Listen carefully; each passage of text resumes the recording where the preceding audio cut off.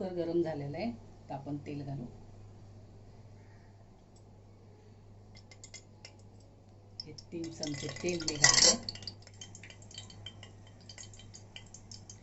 तेल गरम झालेलं आहे, तर कांदा, टमाटर, कढीपत्ता मी आता भाजून.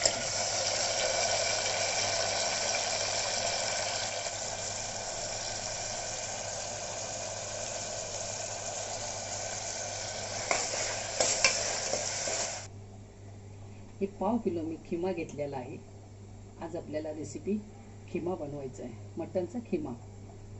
तर हे 1/2 किलो खिमामध्ये मी हळद, मीठ, अद्रक लसणाची पेस्ट मी टाकलेली आहे आणि एक लिंबू पण पिळलेला आहे.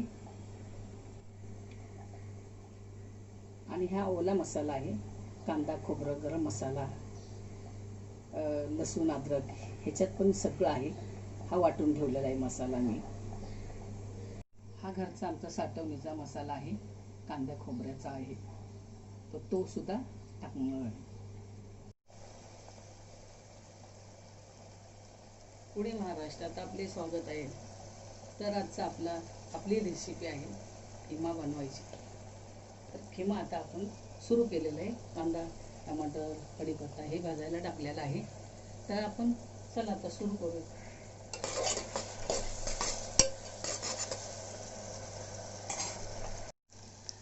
कांदा खोबरं भाजून झालेलं आहे. आता आपण हे खिमा टाकू.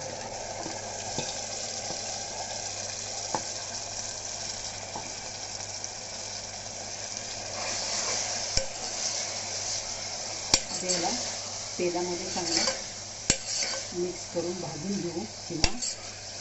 त्यानंतर आपण मसाला घालू.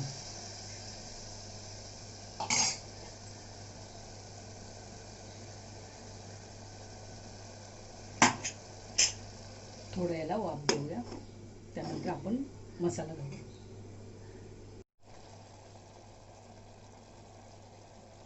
आता आपण वाटण्याचा मसाला घालू.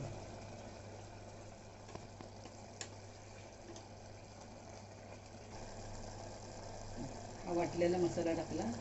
हा 1 चमचा कांदा खोबऱ्याचा मसाला घातला.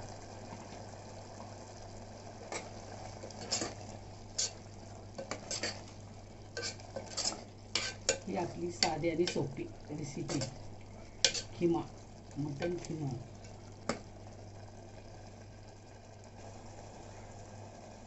तर आपण आता मसाला घातलेला आहे, तर थोड्या वेळ वाफ देऊ. चला बघूया आपण आता. वाफ देऊन झालेला आहे.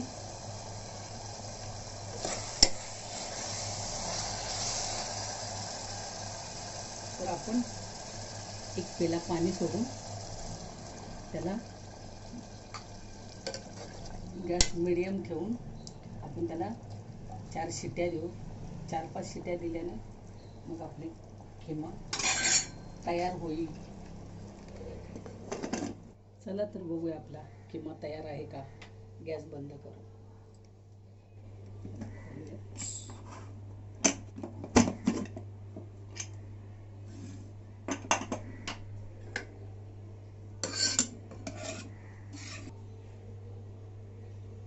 खिमा आपला तयार आहे.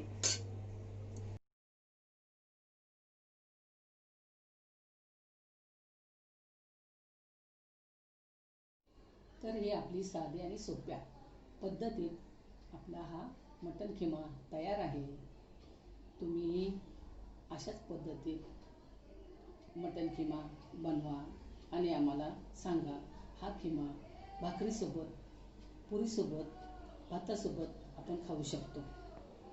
तर तुम्ही आमचा फूडी महाराष्ट्राची नवीन आमची व्हिडिओ पाहत राहा. आणि आमच्या अजूनही होणार आहेत नवीन रेसिपी, तर तुम्ही पाहायला विसरू नका. आमच्या चॅनलला लाईक करा, शेअर करा, सबस्क्राईब करा, बेल दाबायला विसरू नका. आमची रेसिपी पाहण्याबद्दल धन्यवाद.